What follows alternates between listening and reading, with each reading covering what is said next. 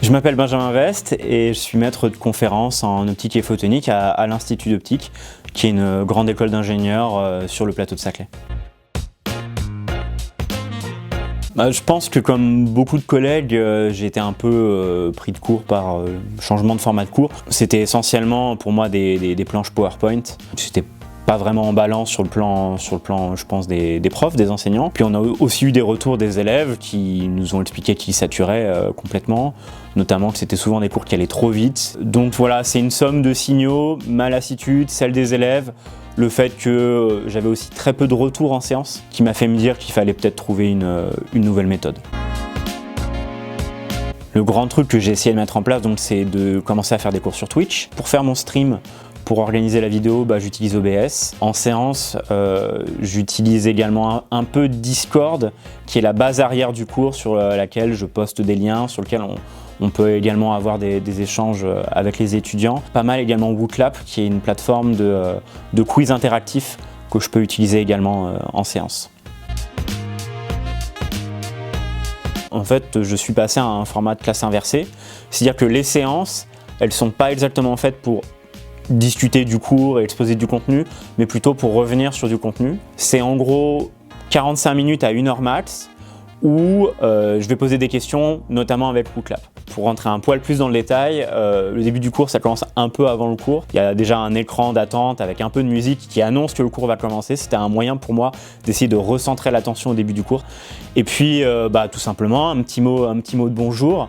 J'ai l'habitude de commencer avec ce qu'on appelle un emotional mood chart. C'est juste un moyen de demander aux étudiants s'ils vont bien, s'ils tiennent le choc. C'était important pendant le confinement. Et puis ensuite, on rentre dans le cours à proprement parler. Je prépare un questionnaire Wooclap, je leur donne le lien. C'est des questions qui généralement commencent par porter sur les cours des séances précédentes.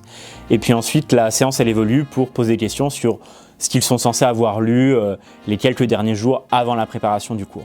Et entre chaque question, j'y réponds, j'essaye de choisir des questions qui sont pas forcément des questions pièges, mais qui vont un petit peu à l'encontre de leur intuition.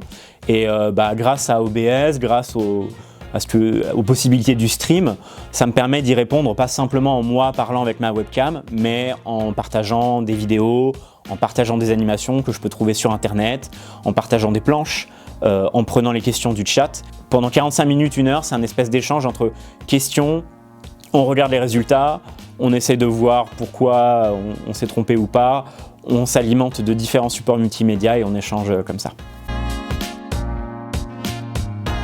Finalement, je pense qu'il y a une grosse part de ce qui marche bien, c'est côté enseignant. C'est tout simplement parce que j'ai eu l'opportunité de tenter quelque chose que j'avais jamais tenté, j'ai réinvesti du temps dans mes cours à un moment où ça aurait pu être facile de simplement faire des planches. Donc j'ai réinvesti du temps, je l'ai fait avec enthousiasme, ça m'a plu.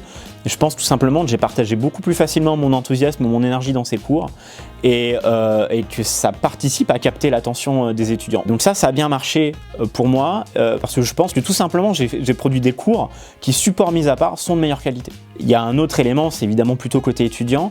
Là, c'est une somme de plein de choses. Au premier rang, c'est l'attention.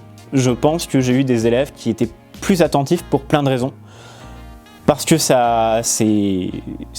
voilà, il y a une curiosité. C'est un outil, je pense, qui leur parle, Twitch. Ça m'a permis de capter l'attention, voilà. Il y a également des choses beaucoup plus pratiques. L'idée qu'il y a des vidéos à la demande, il y a des enregistrements qui sont faits, que les étudiants peuvent reconsulter. Ça tranquillise certains étudiants. Et puis, très certainement, l'idée que c'est beaucoup plus fluide.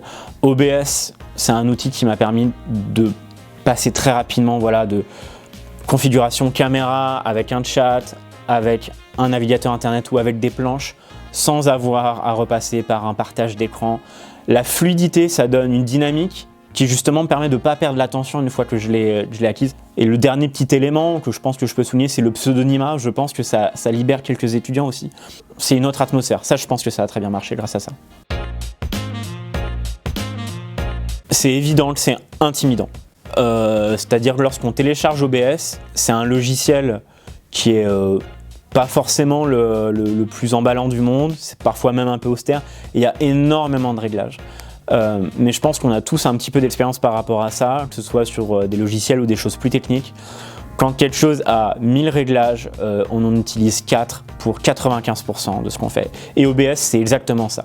Ça demande un investissement initial, je pense, de quelques heures pour faire des réglages initiaux, plus quelques heures supplémentaires pour créer ce qu'on appelle les scènes, c'est-à-dire découper la vidéo qu'on va diffuser avec la petite caméra, la webcam dans un coin, le partage d'écran dans un autre et un fond d'écran. Une fois que ça c'est investi, sans rigoler, c'est tout.